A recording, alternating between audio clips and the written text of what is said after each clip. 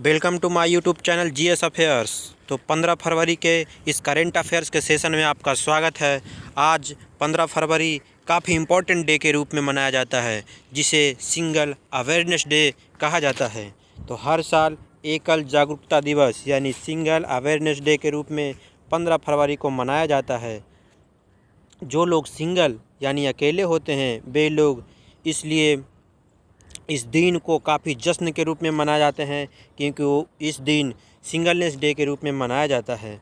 तो शादीशुदा से सबसे अच्छा सुखी का जीवन सिंगल जीवन है। तो आज ही का उनका प्रमुख जीवन है। आज सिंगल लोग काफ़ी उत्साहित होंगे और उत्साहपूर्वक इस डे को सेलिब्रेट कर रहे होंगे। तो इस दिन सिंगल एप्रिसिएशन डे के रूप में भी मनाया जाता है, यानी एकल प्रशंसा दिवस यानी खुशी का दिवस के रूप में मनाया जाता है। ये जो लोग सिंगल हैं वही लोग के लिए इस दिन सबसे बड़ा प्रमुख दिन है। नेक्स्ट देखते हैं सीएट यानी टायर कंपनी जो सीएट है, राणा दगुवती को इसके एम्बेसडर के रूप में चुना गया है। यानी इसके एम्बेसडर जो ब्रांड एम्बेसडर होते हैं वो राणा दगुवती हैं सीएट के। तो सीएट निर्माता जो टायर निर्माता कंपनी है सीएट, ये राणा दगुवती को बाइक टायर की पंचर सेफ रेंज को बढ़ावा देने के लिए अपना ब्रांड एम्बेसडर के रूप में बनाया है। सभी 5 दक्षिणी राज्यों में अभियान के हिस्से के रूप में वह इन टायर के लिए टीवी एवं डिजिटल प्लेटफॉर्म पर प्रसारित किए जाने वाले नए विज्ञापनों में काम करेंगे। तो ये जिन्हें ब्रांड एम्बेसडर बनाया गया है दगुवती को, ये टीवी के जरिए या डिजिटल प्लेटफॉर्म के जरिए इसके ऐड या विज्ञापनों को दिखाने का प्रचार करेंगे, इसलिए इन्हें इसका ब्रांड एम्बेसडर के रूप में इनके तौर पर नियुक्त किया गया है। तो नेक्स्ट है, कंपनी ने आंध्र प्रदेश, तेलंगाना, कर्नाटका, तमिलनाडु और केरल में मोटरसाइकिल के लिए टायर लॉन्च किया है। ये जितना भी दक्षिणी राज्य है, जितना भी साउथ का स्टेट है, उसके लिए मोटरसाइकिल के लिए टायर लॉन्च किया है। तो सीएट के ब्रांड एम्बेसडर राणा दगुवती को बनाया गया है। तो चलते हैं नेक्स्ट स्लाइड की ओर। ये सबसे इम्पोर्टेंट है, इसरो के द्वारा, ये सैटेलाइट व्यू है, इसरो के द्वारा भुवन की घोषणा किया गया है। तो इसरो देखते हैं, इसरो ने भूस्थानिक प्रौद्योगिकी कंपनी यानी सीईफओ सिस्टम प्राइवेट लिमिटेड के साथ एक समझौता ज्ञापन पर हस्ताक्षर किया है।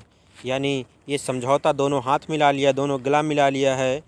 यानी system info system private limited के साथ इन्हें गला मिला लिया है। इसके साथ स्वदेशी मानचित्रण पोर्टल और भूस्थानिक सेवा बनाने वाली मैप माई इंडिया ये भी लॉन्च करने का घोषणा किया है। तो सहयोग पृथ्वी के अवलोकन यानी डेटाबेस, नाभिक NAVIC यानी नाभिक वेग सेवाओं और IPI जो मैप माई इंडिया में उपलब्ध है का उपयोग करते हुए एक समग्र भूस्थानिक पोर्टल की पहचान का निर्माण करेगा। तो इसरो के द्वारा ये योजना को लॉन्च किया गया है। ये काफ़ी अपना देश के लिए, जैसे गूगल आप यूज़ कर रहे हैं, उसके स्थान पर इसके द्वारा यानी मैप माई इंडिया के द्वारा हर जगह का व्यू दिखाने का प्रचार करेगा। तो देखिए, भूस्थानिक पोर्टल को भुवन, वेदास और मोस्डैक कहा गया है। यानी BHUVAN भुवन, VEDAS वेदास और MOSDAC मोस्डैक, ये तीनों नाम दिया गया है, इसरो के द्वारा लॉन्च किया गया है जिसका।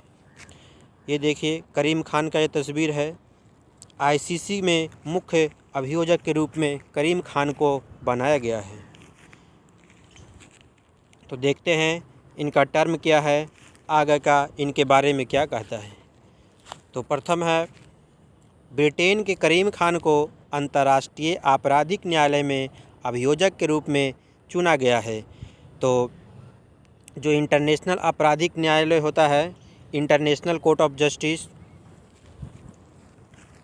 अंतर्राष्ट्रीय आपराधिक न्यायालय में अभियोजक के रूप में चुना गया है।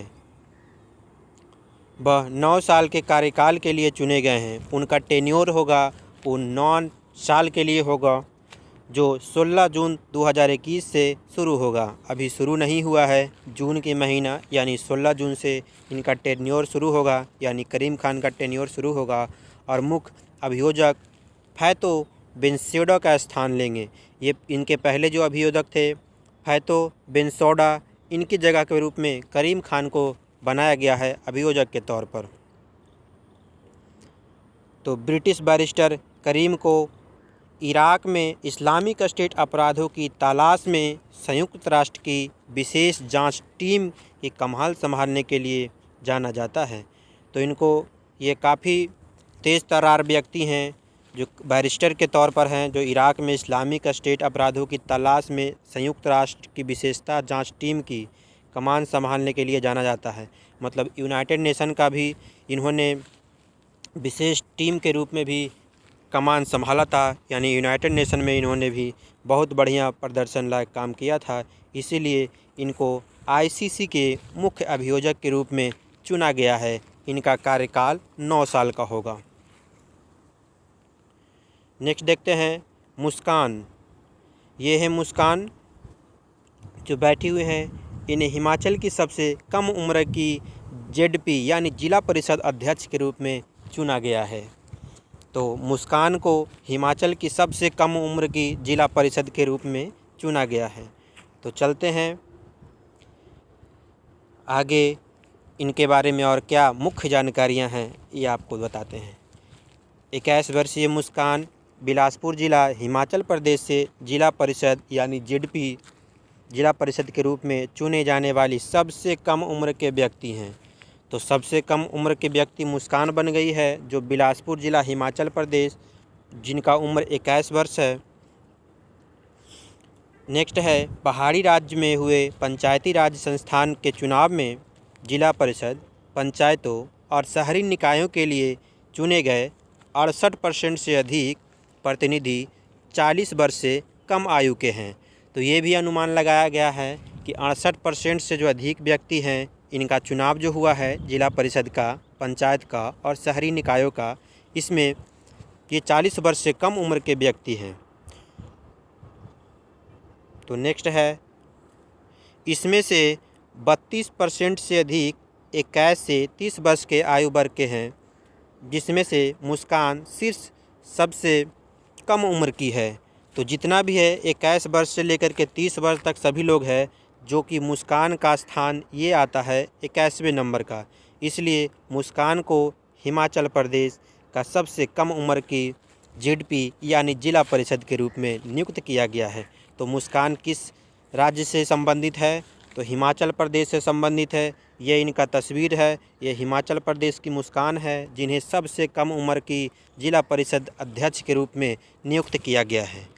तो चलते हैं नेक्स्ट स्लाइड की ओर। नेक्स्ट स्लाइड काफ़ी महत्वपूर्ण है। आईएनएस विराट, ये जो देख रहे हैं ये आईएनएस विराट है। ये आईएनएस विराट यानी इंडियन नेवल सर्विसेज का विराट है, युद्धपोत जिसे कहते हैं। भारत का पहला एयरक्राफ्ट कैरियर आईएनएस विराट के बारे में कहा जा रहा है कि भारत का पहला एयरक्राफ्ट कैरियर और विश्व की सबसे लंबी युद्धपोत है। तो आईएनएस विराट भारत का एक पहला एयरक्राफ्ट कैरियर है और विश्व का सबसे लंबा, इतना लंबा आईएनएस विराट के सामने लंबाई के तौर पर सब शून्य है। तो हमारा देश काफ़ी आईएनएस में तरक्की कर रहा है। इतना लंबा किसी का युद्धपोत नहीं है भारत के सिवाय। तो देखते हैं भारत के मुख्य न्यायाधीश यानी chief justice of India S A. Bobde, Sharad Arvind Bobde chief justice of India हैं। तो डायरेक्ट क्वेश्चन में रहेगा भारत के मुख्य न्यायाधीश कौन हैं? तो शरद अरविंद बोबड़े हैं। उनकी अध्यक्षता वाली उच्चतम न्यायालय की पीठ ने भारत के पहले विमान वाहक पोत आईएनएस विराट, जिसे दुनिया का सबसे लंबा सेवारत युद्धपोत है, मतलब सेवा में है, अभी सर्विस में है, इसलिए सेवारत है, वो आईएनएस विराट के बारे में कह रहे हैं। और का डिसमेंटलिंग पर स्थगन आदेश लगा है। उनको स्थगन आदेश के रूप में आईएनएस बोबड़े बोल रहे हैं, एस.ए. बोबड़े के द्वारा जो उच्चतम न्यायालय के सर्वोच्च पीठ एवं विमानन पोत के द्वारा कहा गया है कि विश्व का सबसे लंबा युद्धपोत है जो अभी कार्यरत सेवा में है। तो नेक्स्ट पे है जुलाई 2020 में mental scrap trade corporation limited के द्वारा की गई नीलामी में इसे श्रीराम ग्रुप द्वारा 38.54 करोड़ की खरीद के लिए खरीदा गया है। तो एक कंपनी का नाम है जो mental scrap trade corporation limited है, इसके द्वारा नीलामी से इसे जो श्रीराम ग्रुप द्वारा है जिसे 38.54 करोड़ में खरीदने का प्रस्ताव है। नेक्स्ट है इसे समुद्री संग्रहालय के रूप में संरक्षित करने का भी प्रस्ताव किया गया था। जो भी है सी म्यूज़ियम के रूप में संरक्षित करने का ही इनको प्रस्ताव किया गया था, को कहा गया है समुद्र में म्यूज़ियम होगा, एक तरह से सी में म्यूज़ियम होगा चलता फिरता, उसी का प्रकार का इन्हें INS विराट को तब्दील करने की योजना है। तो नेक्स्ट है तमिलनाडु सरकार फसल ऋण माफ़ी योजना शुरू, यानी तमिलनाडु में फसल ऋण माफ़ी योजना का शुरुआत किया गया है। तो चलते हैं, ये देखिए किसान है, किसान को फसल के साथ दिखाया गया है। तो और आगे क्या है इनके टर्म हम देखते हैं। तमिलनाडु सरकार ने 16 साल से अधिक किसानों के लिए 12,110 करोड़ रुपए की फसली ऋण माफ़ी योजना शुरू की है, यानी 12,110 करोड़ रुपए की जो भी फसल है ऋण लोन है उनको माफ़ी की योजना का शुरुआत किया गया है तो तमिलनाडु सरकार के द्वारा। तो तमिलनाडु के CM के पलानीस्वामी ने 13 फरवरी 2021 को 9 किसानों को प्रमाण पत्र दिया है। तो 13 फरवरी मतलब विगत एक दिन पहले का ये बात है कि 13 फरवरी को 9 किसानों को प्रमाण पत्र दे दिया गया है और तमिलनाडु के CM यानी मुख्यमंत्री पलानीस्वामी हैं। तो प्रमाण पत्र में कहा गया है कि सरकारी बैंक से लिए गए ऋण और 13 जनवरी 2021 तक के बकाया माफ़ कर दिए गए हैं। तो इनके जो प्रमाण पत्र है उसमें कहा गया है कि 13 जनवरी तक जो भी ऋण है उसको माफ़ कर दिया गया है। वो प्रमाण पत्र के द्वारा जो भी जितना भी सहकारी बैंक है उनसे किसानों को द्वारा जो भी लोन लिया गया था उनको तमिलनाडु के सरकार द्वारा यानी के पलानीस्वामी के सरकार द्वारा किसान को बड़ी राहत देते हुए इनकी योजनाओं को और पंख लगाने के लिए इन्होंने किसान ऋण माफ़ करने की योजना बनाया है। तो ये देखिए RP Gupta turn around India यानी turn around India 2020 surmounting past legacy नामक पुस्तक के लेखक। तो देखते हैं RP गुप्ता के बारे में और इनके जो द टर्न अराउंड इंडिया पुस्तक 2020 है इनके बारे में क्या कहा गया है। तो 10 फरवरी 2021 को रक्षा अस्थायी समिति के अध्यक्ष और सांसद जुएल ओराम ने turn around India 2020 surmounting past legacy पुस्तक लॉन्च किया है। तो सरमाउंटिंग ये जो है इनके द्वारा लॉन्च किया गया। तो इनके द्वारा 10 फरवरी को रक्षा अस्थायी समिति के अध्यक्ष जो हैं और सांसद जुएल ओराम ने turn around 2020 surmounting past legacy पुस्तक लॉन्च किया गया है। तो इनका सांसद हैं जुएल ओराम ने turn around 2020 surmounting past legacy पुस्तक को लॉन्च किया है। तो किसके द्वारा लॉन्च किया गया है? सांसद ओराम के द्वारा यानी जुएल ओराम के द्वारा लॉन्च किया गया है। पुस्तक का लेखन RP गुप्ता द्वारा किया गया है। जो लेखक है RP गुप्ता, जिनके द्वारा ये किया गया है वो जुएल ओराम हैं। वो जो रक्षा अस्थायी सचिव समिति के अध्यक्ष हैं और सांसद के रूप में कार्यरत हैं जुएल ओराम, जिन्होंने turn around India 2020 surmounting past legacy पुस्तक लॉन्च किया है एवं इसका लेखक RP गुप्ता जी हैं और हिमालय पब्लिशिंग हाउस द्वारा प्रकाशित किया गया है। तो इनके लेखक कोई और हैं। अब प्रकाशित किन्हीं के द्वारा और किया गया है, जो इनका और प्रकाशित करने वाले हैं, जो हिमालय पब्लिशिंग हाउस द्वारा इन्हें प्रकाशित किया गया है और लेखक हैं आर.पी. गुप्ता।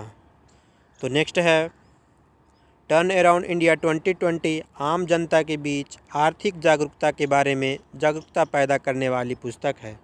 तो व्यक्तिगत रूप से ये जो किस तरह इकोनॉमिक के रूप में जागरूकता फैलाएगा, आर्थिक जागरूकता फैलाएगा, इसी के बेस को ध्यान में रखते हुए टर्न अराउंड इंडिया 2020 पुस्तक लॉन्च किया गया है।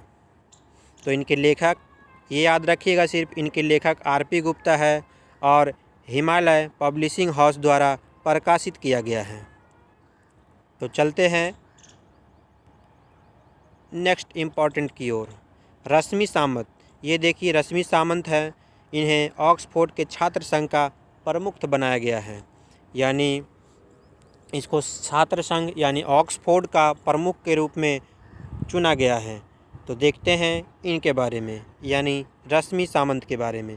रश्मि सामंत पहली भारतीय महिला हैं जिन्होंने ऑक्सफोर्ड छात्र संघ के अध्यक्ष को प्रतिष्ठित पद पर कब्जा किया है।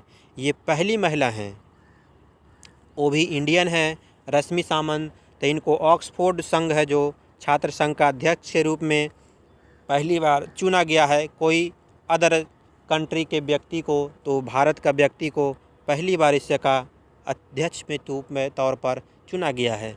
तो रश्मि सामंत को पहली भारतीय महिला हैं जो ऑक्सफोर्ड छात्र संघ के अध्यक्ष के रूप में चयनित किया गया है। आगे देखते हैं, यह लिनकेयर कॉलेज में एनर्जी सिस्टम एंड एमएससी की छात्रा हैं, यानी एमएससी की छात्रा हैं। उनका कॉलेज का नाम लिनकेयर कॉलेज में एनर्जी सिस्टम में, जो एनर्जी सिस्टम होता है, सब्जेक्ट होता है, उसमें एमएससी का छात्रा हैं, जो कर्नाटक के मणिपाल इंस्टीट्यूट ऑफ टेक्नोलॉजी की भूतपूर्व छात्रा हैं। ये पहले कर्नाटका में भी अपनी शिक्षा ग्रहण कर चुकी हैं और मणिपाल इंस्टीट्यूट ऑफ टेक्नोलॉजी में अपनी शिक्षा ग्रहण कर चुकी हैं। तो इन्हें इस पद के लिए अन्य 3 उम्मीदवारों के संयुक्त मतों से अधिक प्राप्त हुआ है।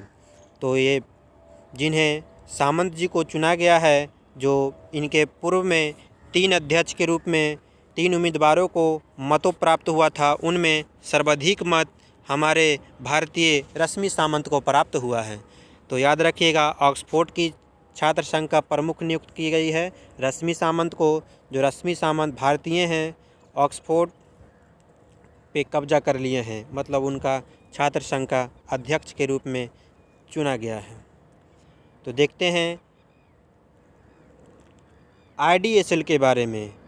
तो आईडीएसएल के बारे में 3 करोड़ सक्रिय सीमैट खाता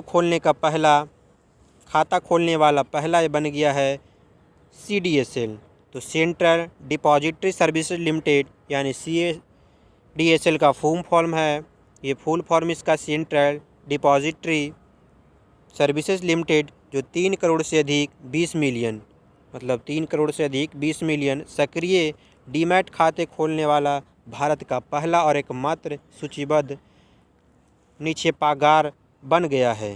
तो भारत में अगर सर्वाधिक कोई डीमैट खाता खोला है तो वो सीडीएसएल के द्वारा खोला गया है। सीडीएसएल वर्तमान में सक्रिय डीमैट खाता खोलने के मामले में देश का सबसे बड़ा निक्षेपागार है। ये देश में, भारत में जो सर्वाधिक अगर डीमैट खाता खोला है तो वो सीडीएसएल के द्वारा खोला गया है। निक्षेपागार प्रतिभूति में इलेक्ट्रॉनिक रूप से धारण और लेन देन की सुविधा प्रदान करता है और शेयर बाज़ार पर व्यापार के निपटान की सुविधा प्रदान करता है।